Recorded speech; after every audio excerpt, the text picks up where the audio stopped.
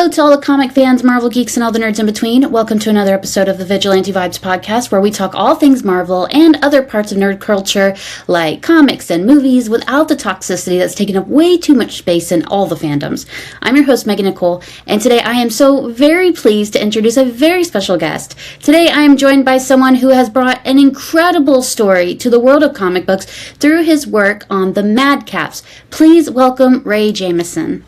Hello there. Thank you very much for having me on. It's always a pleasure to get on and meet people and talk about common topics. I'm happy you're here. We talked so much back and forth about doing this, and we finally got to do it. So I'm very excited, and I'm very, very excited for people to hear about your comic book work. Thank you. So will you tell our listeners a little bit about you? Okay, well, I am, as already introduced, my name is Ray Jamison. I am a Canadian. I live up in Winnipeg, Manitoba, which is super, super cold at times. I was born in the early, mid-'80s, and I liked comics since before I can remember. It stretches past my limits. I have an older brother, and usually older siblings, younger siblings are usually, for the first handful of years, sidekicks to interests of what the older sibling likes. And I was no different. I loved what my brother loved. He watched a lot of He-Man, G.I. Joe, Transformers, Silverhawks, Brave Star, and so forth and so on. But throughout the 80s also was that lovely business move. I laugh. I call it an unholy trinity of cartoons, comic books, and toy manufacturers, and they combined forces and shared the same themes. You like this toy? Well, it's a cartoon. You like this cartoon? Well, it's also a comic book. And they did a really good job at coaxing money out of parents' wallets. And that's the stuff that raised us all, really, because Yes. Look at us all. We're now nerds who are fainting. We're adults doing the kid stuff. Huh? We're adults doing the kid stuff. Yeah, and we're all just like, fainting over the new He-Man trailer. Like, we're all still living it up. Yeah, that's very true. Throughout the 80s, by the time Batman 1989 was in theaters, I was only 5. I don't know if this was a good or bad thing, but my parents let me watch it with them in theater, which was really cool. I very much remember that, and I had many very worn-out action figures of Michael Keaton's Batman and Jack Nicholson's Joker. And when you really look back and think of the progress those actors did, it's phenomenal to have such a really cool film. But anyways, to keep the story as concise as possible, going through the 90s, I had the privilege of, I liked these comic characters. I had minimal access to many floppies of stuff at that time, but throughout the 90s, it wasn't just getting a little bit older and getting my hands on those comics. There was also, the cartoons took themselves a bit more seriously. Instead of being a business where, well, kids like Superman, let's fit it in our formula, Superman and a Superman cartoon and Superman toys, it didn't really matter the story as much. The 90s was very different, in my opinion, especially getting into the early mid to the back mid of that era, of that decade. You had Kevin Conroy and Mark Hamill in Batman the Animated Series. You have what is now renamed as X-Men 97. There's a lot of cool cartoons at that time, and it was a privilege to watch us go through and live through those moments. At the same time, there was some really different brave attempts. We look at them now and kind of, as they say nowadays, cringe at things like the 3D modeling of like Reboot and Beast Wars, but they were definitely springboards to other cool stuff later on. And then leaving that decade, I had a real love-hate relationship with the 90s and comic books, and I said all the power to what all the individuals of Image Comics did, but it also caused a lot of growing pains where everything was suddenly visual art and how could we slick up the pages. But I felt from the mid to late 90s the stories really hurt. It was a little lopsided. A comic book is a picture and dialogue, and for a good chunk of time everything was just the image, no pun intended. That's obviously why they called themselves that. They're artists. They flexed their strengths through those early comics. As I left the 90s, I felt myself not interested in what was the current stories at that time. I liked early 90s, anything in the 80s, late 70s, and I would go to a local comic shop and I would dig through and try to find the old stuff that I could afford just to open it up and read it. It's not like now where you can put in a subscription and get access to PDFs of all these copies. They were like, I get hints of stories and stuff in like Wizard magazine, but I really wanted to read this stuff. It was I remember in 2004 getting a Spider-Man 40th anniversary CD case, every single issue on PDF. That was a big deal to me, and I read through all of them, and I was just, man, this is awesome. One of the coolest things about that franchise the franchise of comic book and its succession, leaving cartoons and being successful in the film industry, starting with, in my opinion, the real first successful one being Wesley Snipes and Blade in '98. After that, the breakout star of Hugh Jackman alongside of many successful actors in X-Men of 2000. And then the real big springboard was Tobey Maguire and Sam Raimi's Spider-Man 2002, of course, Kristen Dunst and William Dafoe and so forth. And it's very, very interesting to see the humble beginnings. I wasn't even in the humble beginnings, but from my point of view as a kid going through the 80s and 90s, the humble beginnings from my point of view, even though it was decades before that, we've come a long way. And it's very interesting. We've gone through all those things that I've listed up to this point to now something like the Marvel Cinematic Universe, and actually being able to not have a corporate pressure to have a beginning, middle, and end of a story to fit in a movie. We could have Iron Man barely have a functional Mark III armor at the end of the first Iron Man. But by one of his last ones, it was nanotech, where if they attempted such a movie 10, 20 years prior, it would be nanotech within halfway through the first movie and trying to just wrap up the story, and that's it. It's very interesting, all of the lore and everything else. But me personally, when I was in my early 20s, I left my family, my friends, and I moved across country for work opportunity. And I was always looking for reasons to hang out with my friends via webcam. So I've never played Dungeons and Dragons before, so I offered, okay, I'll be the dungeon master, and we made these really cool stories. If it wasn't difficult enough to be a first-time dungeon master, I did a homebrew campaign, so there's no modules to help me out. It was all my own lore, all of my own stories, all the characters. Everything was on my own terms. I definitely, I didn't bit off more than I could chew, but I definitely chewed a lot. And that was over 15 years ago now.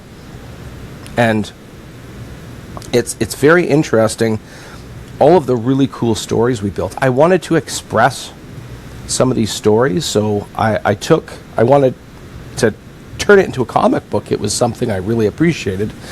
And I took out the characters that the players were playing as for one short story throughout all the campaigns we did, and I injected in my own characters. And eventually it was supposed to be 2 issues, and then because of the content, I felt it made more sense to put it into 3.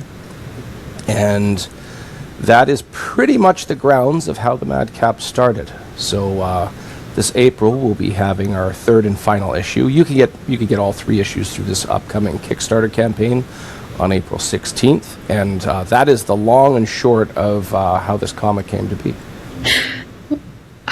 When I read the comic, it's funny because I read it and I was like, there's no way any of this could be based off this man's life, because there's so much happening, such incredible stuff happening. So that is actually really fascinating that it does get pulled from somewhere. So I don't make comics, so I cannot imagine just sitting there and just making a new world rules, everything building. So the Madcaps is something really, really incredible. For those who are interested in checking it out, just look under the show notes and you will find the Kickstarter that Ray is talking about. But the story does include 4 friends. They all are wildly different from each other, but they all have this beautiful chemistry that shows that there is history behind them. One is a devout farmer, one is a very kind charlatan, a social connector, and a very, very sharp intellectual. And they reunite in their hometown of Ivywood. And of course, when the band gets back together, crazy things happen, and that is precisely what happens.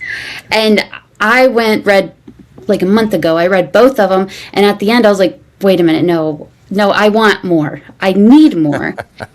And it's so interesting because these characters, every one of them could have their own comic series. It's an interesting point. Initially, I just planned to have this as 3 issues. This is my first time on the creative side of a comic book, so I've never had it like. I've never wanted this to be something that fizzled out.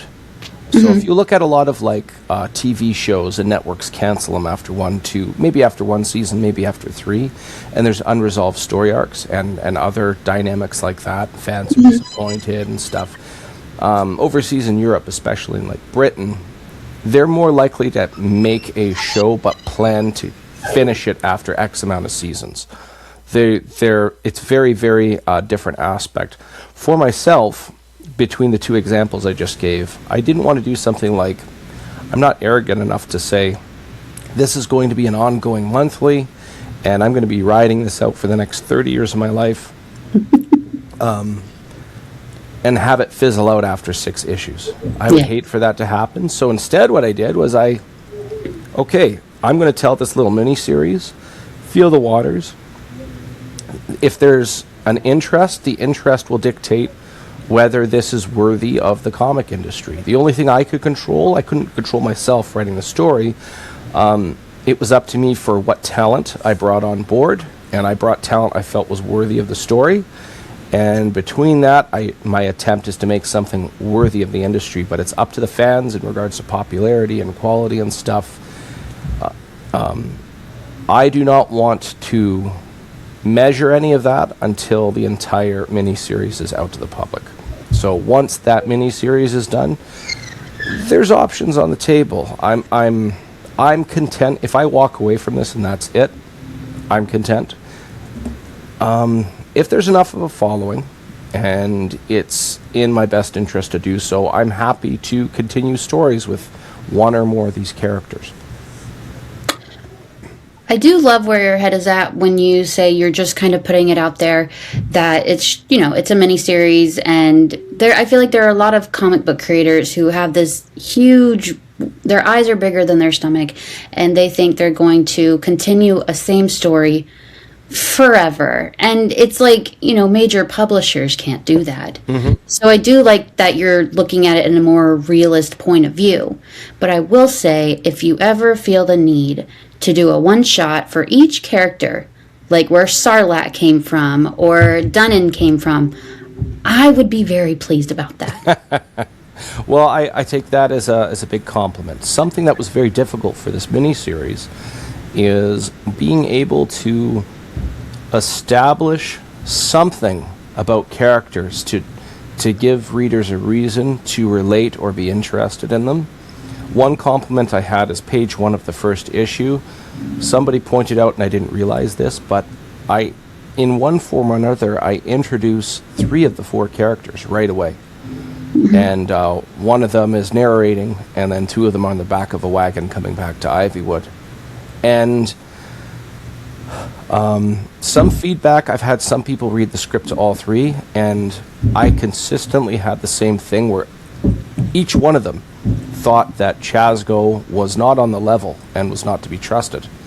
And I understood why, because I wanted him to be a very reserved character. If you knew nothing about him, if you knew, because he is this blue-skinned elf that would be killed on sight if people knew what he was, he hides his appearance.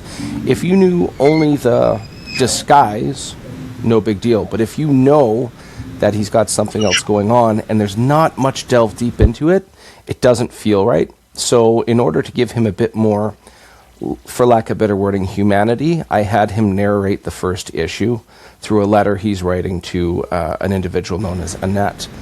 And people had kind of a significant change of perspective on the character.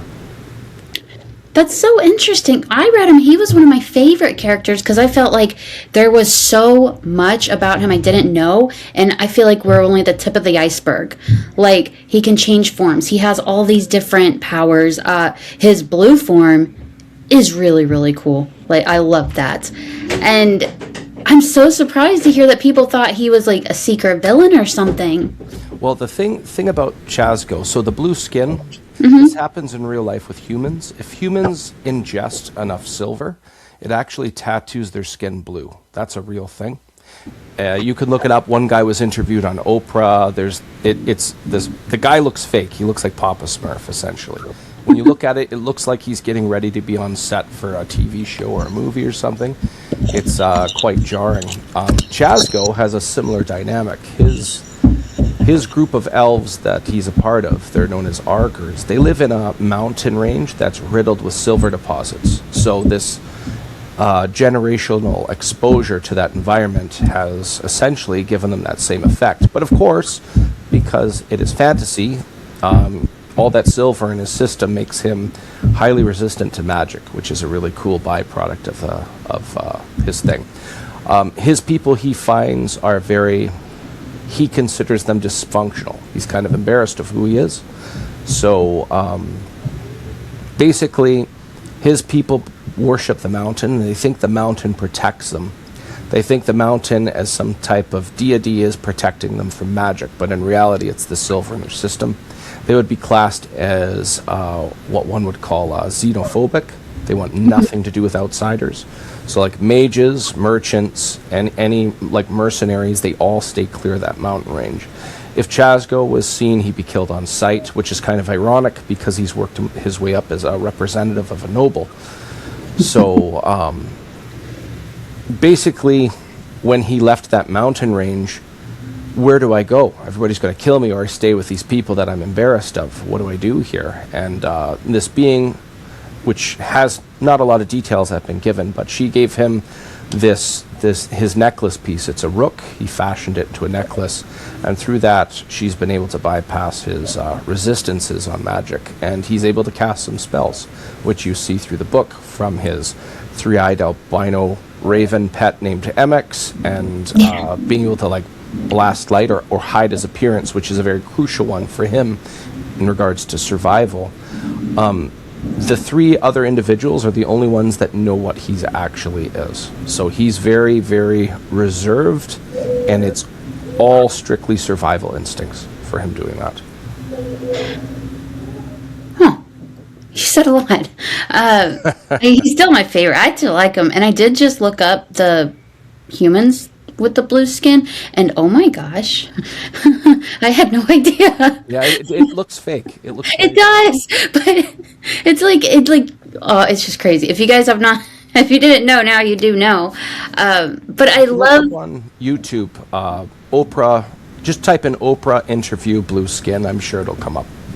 Oh, I don't know if I'm ready for that yet.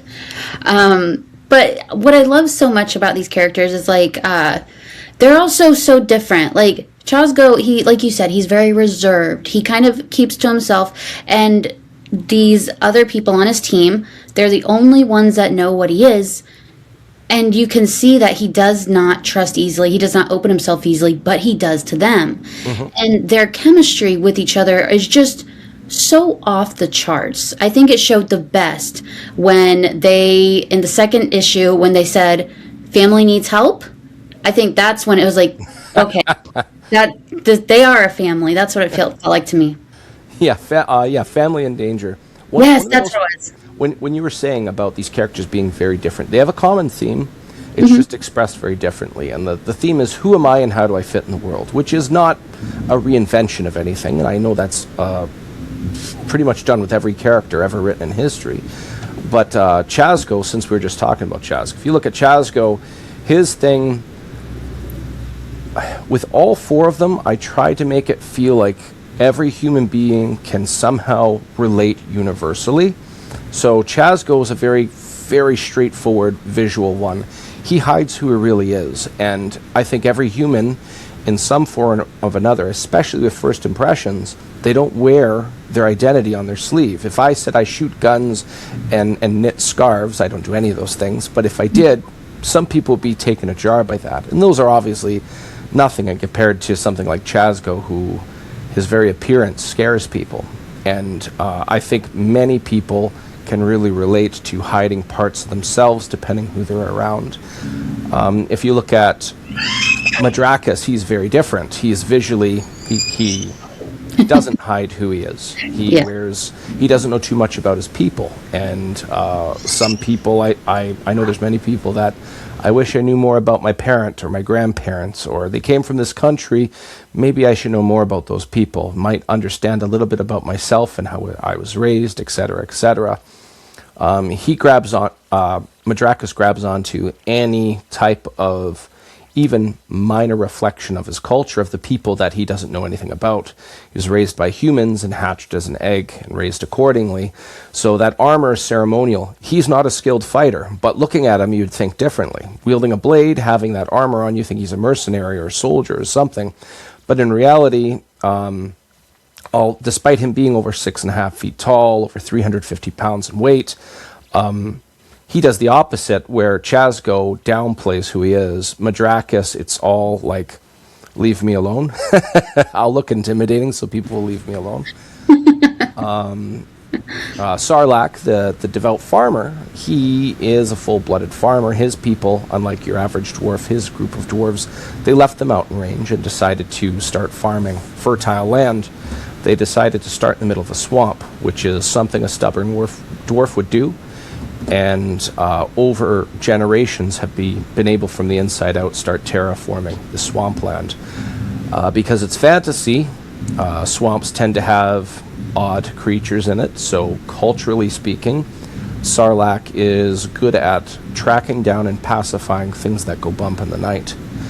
And on the flip side, he's very devout to this deity only known as the Divine, and he felt compelled to move into Ivywood and help those less fortunate than himself. Be a beacon of light in a town, if you will. Because of this dynamic and his level of devotion, he has some gifts, some blessings, which allow him to repel the undead, and you see him heal himself a couple times, and there's a couple more surprises on the way coming soon.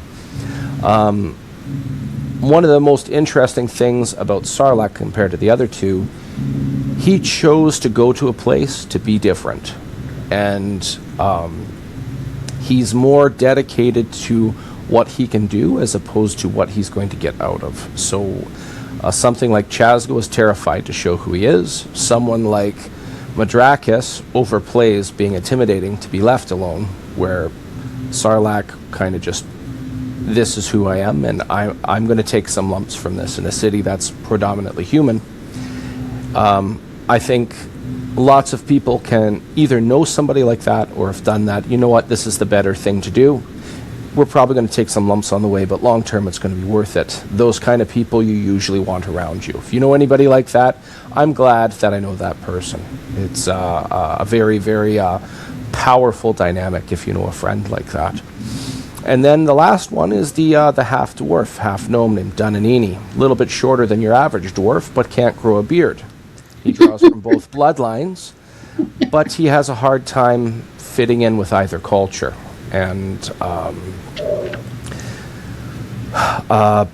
it's speculated that between his two bloodlines, much like his mother, who has magical influence on nature, he has a similar type of influence, but on metals and crystalline structures. So that telescope that pops over his shoulder, that can blast raw arcana out of it, kind of like a shotgun, if you will, or which are synced to his goggles. He's gifted some way magically, but it's not really, he does not really understand it. He doesn't know. He has experienced smithing, which goes hand in hand with his magical abilities that he's still trying to figure out. And it's pretty neat watching somebody under 4 feet in height walk up to a tree and reduce it to splinters. I just find that enjoyable. But I know many people, my one parent is this, my one parent is that. I feel torn in two ways, and at the same time maybe pushed in both ways as well. And because of that very dynamic with him, he bonds very, very, just as easily, I should say, with any friend as he would with a family member. So I'm sure, that one friend that, it's Christmas, I'm going to my buddy's house, as opposed to going and visiting a parent or something. And that's, in a way, kind of like him. He's very much, he feels very much like family is what you make of it. It doesn't have to be blood or anything. But what I really loved about his character was that he, not only was he the comedic relief, he was the laugh throughout the strictness in the air. He was just there. He was there to have a good time. He was enjoying himself. And when the time came for him to show his vulnerability, show how he cared about the other teammates, he did just that, and it showed us a different side of him. But then he went right back to just having fun. Mm-hmm. And I thought that was very, very fun because it played very well off the other dynamics. Yeah. Something that was very important amongst these four characters that I'm being told I did a half-decent job at is not just how they get along, not just how they synergize, and not just how they rub each other the wrong way, but just how they have a good amount of spacing. It's not like one character heavy in the story, which I tried very hard to avoid. I didn't want it to be like it's the one-person show, because it's not supposed to be. And also another thing is they all bring something valuable to the story. If you look back and omit one character and see their influence, the story changes. It's very, very different. So I wanted to make them all feel like they were very important. I think you did that very well. It very much felt equal parts of each person, and it felt like every person had their own place to shine without watering down the other characters, which I find happens more often than not when it's a ensemble cast of a comic book. Yeah, it was because this story I played out in a game the better part of 15 years back. The majority of the story melted together. I already knew where it was going. The big difference was the new characters and how they played off not just their environment but each other. But in turn, those characters, they're based off of people I know and other cultural or pop culture rather references. So when I wrote out this script, I actually used Roll20, an online D&D platform game. Mm-hmm. Or a platform rather, and I actually made a board and made pieces and moved them out around as I was writing out this script, which I found super, super helpful. But I found very easy to write this story, and it's my first time, so I have nothing to gauge that by. I've heard of people getting like heavy writer's block, and being on contract with a bigger company, I got to churn out this story, so I could understand that being like hard on a person. But for me, this was just fun. It was a passion project. I wanted to express the story. I'm not being driven by a sponsorship or anything. I just want to make a cool story, and here it is. And you did just that. I would recommend this to anyone because it did have so many different layers to it, and so many layers you want to peel back and know even more of, which like I really do want to know more of, so you're gonna have to like continue the story. No pressure. No pressure. It's okay. Do what you want, but like, I would like to know more. Well, I'll tell you what. If this is the only thing that becomes of this story, these 3 issues, if I've made up my mind and I'm never doing any more with it, I will have a personal conversation with you and I'll tell you everything. How about that? Okay, that'll work. In my mind, even though it's not entirely drawn out on script, I know the majority of where they go right up to their metaphorical deathbed. Each character. Well, everybody's got to die. I'm not I know, saying but die like next issue. in my head, I thought that meant in the 3rd issue, and I was like, "Calm down, Ray. Calm down. Don't do that." Rocks fall, everybody dies, as the meme says. It's just crazy to me because so many people, so many humans, even blue-skinned humans, have trouble keeping up with their own lives, and you're keeping up with 4 of them and yours, and whatever else ideas you have for another story. Do you have any ideas for another story, or have you ventured in that at all, or is this you're just here right now? So, I have other pots to stir, but the burners they're on are off. So I'm focused on this one. This isn't my day job. So for me, you either go quality or quantity. It's not my capacity to go quantity, even if I wanted to. So I just want these 3 issues to be a cool thing. And then when the dust settles, I'm going to take a survey of the land and then maybe bust out a couple of those other pots and see what happens.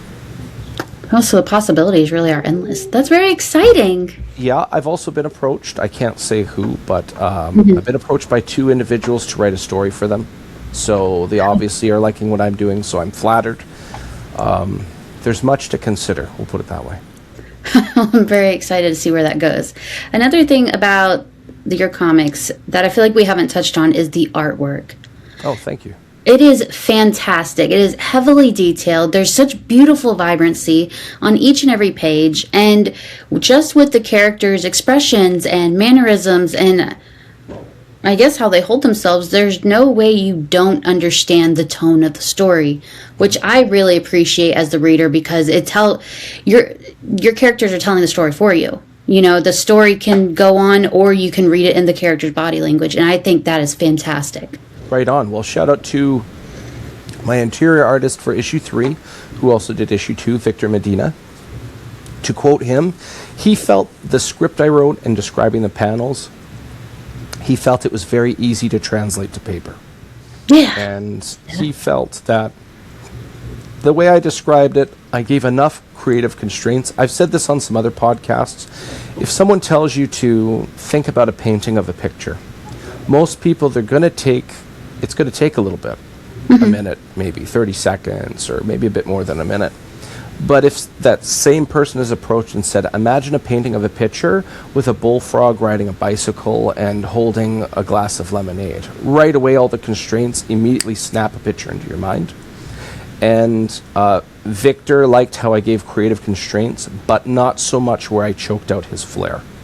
And that's something I try really hard to do because he's the artist. It's not my flair, but I need to see X. I need to see X, and because later on in panels, like in issue 2, one of the things I wrote is after Chasgo using MX to survey where they're going to infiltrate, they catch that 2 bandits are leaving on cart. And one of the notes I said into that is one of the bandits has to be large with a baggy robe because Madrakis is going to be wearing it later. What the bandit looked like, I didn't care. I didn't care if he had hair. I didn't care if he had a scar on his face. He had to. When you look at him, you got to think bandit, but that robe has to be present. So little things like that. It's funny you bring that part up because when I read it and he said I'm gonna wear his, you transform into him. I was like, you can't fit into that. And then I looked back, I was like, no, wait, no, he's a biggin. You probably can. And I was like, that stood out to me because that was a really good catch right there. Yeah. It's very important on my end. Exactly what I want to see, and what I need to see is not necessarily what I need to see is not the same as make sure all these details happen, because sometimes make sure all these details happen, that could be overly constricting on somebody trying to express these images. The more sentences you throw in, the more they have to process and algorithmically make sure this picture works out. But if I just that one scene, that one piece of imagery of those 2 bandits on cart, all I said was 2 bandits on cart, one has to wear that robe later. That's it. So everything else was from his head. And it was very, very important for me that I make the talent working for me, I make their lives as easy as possible. because the less burdensome I am, the better I'm going to get out of them. If only more people realized that life lesson in this industry, I think we would have better content and we would have happier creators. But that's the long and short of working with talent. The only other piece of advice, I've given this on other podcasts, is this is my first time writing, and I found it was very beneficial that I wrote my first draft. I completed it before I showed it to anybody. To quote my late father, if you are going to put new shingles on your roof and you tell 40 people, suddenly everybody, those 40 people all think they're a roofing expert, and they're going to, don't use those shingles, use these. Put them up this time of the year, etc., etc., etc. But if you're writing a story, let's say you're writing a novel and you write one chapter and you show it to somebody, hey, that's really cool, have you considered this? And their consideration is really awesome, but it might veer completely off course to where you're trying to get the story to go. For me, I finished everything, showed them. When any input I got back by that point, they saw where I was going, so their suggestions were with the intention of contributing to that end game, which was very, very helpful on my end. Well, your father gave very great advice, so that's fantastic. So, thank you so much for coming in with me. I've had the best time, and you gave such great insight, and I really loved the Madcaps. So, Appreciate it. I hope more people see it, because more people need to see it. It's, it's one of those that you just kind of, it sticks with you a little bit. Right on. Yeah. Well, anybody listening right now, all 3 issues to this miniseries, April 16th. You can find it. Shout out to my publisher, Philbo Publishing, Philip Russert. They have definitely put my story in a good place.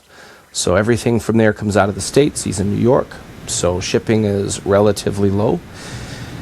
And overall, we're going to have a lot of cool covers to show off, some glow-in-the-dark. One's glow-in-the-dark of Chasgo. If you look up on the Kickstarter right now and scroll down, the one of Chasgo, everything white on that cover is going to be glow-in-the-dark. There's one of Dunanini walking away from a building on fire, and it's going to be lava foil, which is really, really neat. I have 6 other covers to show, and I'm not allowed to show them yet. And because I've been showing these issues every April, I haven't been able to talk about the entire story for all this time. It's been torture, but just like not showing these covers, it's a similar thing. But we're getting close. We got a month to go. We're going to hit the ground running. If you want to follow me on Facebook, you can find me as DM Ray. DM is short for Dungeon Master. You can also find the Madcaps Facebook page. We're almost at 500 followers, and also, most just as important, on Instagram, you can find me as Raymond the DM. DM Ray was taken. But if you follow any of those, I'm going to be giving updates like weekly leading up, and very important, if you can't follow anything and if you can't support this financially, if you just click on the follow me link, that nice black button on the pre-launch page, you will be helping me out algorithmically so others have a higher chance of getting a view on this project. I'm very excited, and there's no pressure on my end as a creator. This is not, you're not going to have, if you read this story, there's not 70 years worth of lore that you have to have memorized to get every reference. It's a beginning, middle, end. The whole thing takes place in one night. If you have friends that you don't get to see as much as you used to, be it for responsibilities like your job, children, your studies. For me, I moved across country. But if you miss your friends to a point where if you get to see them for 5 minutes in a parking lot as they're passing through the city, and your very essence feels recharged, man, I really needed that. I guarantee you, you will appreciate this story. It's told in the theme of fantasy through the medium of a comic book. I don't know where this story is going to go afterwards, but this whole thing takes place in one night. The first issue, the sun's just going down. The last pages of the last issue, the sun's just coming up, and you will feel trapped in the night with them. This final issue is leading up to their there is a revelation that there's a necromancer putting a curse on their hometown, which happens right at sunrise.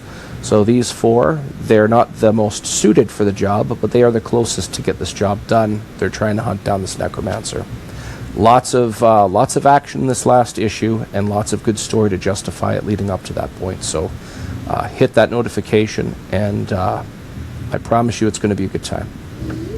Yes, I can vouch for the series, and it's probably one of my favorite things I've read this year. And if you've been following me for a while, you know I read a whole lot of stuff. So that is saying something. Thank you so much for being on the podcast. It was an absolute pleasure. If you are interested in checking out the Kickstarter or where you can follow Ray, just look under the episode at the show notes and you will see every single link to make it super, super easy for you guys.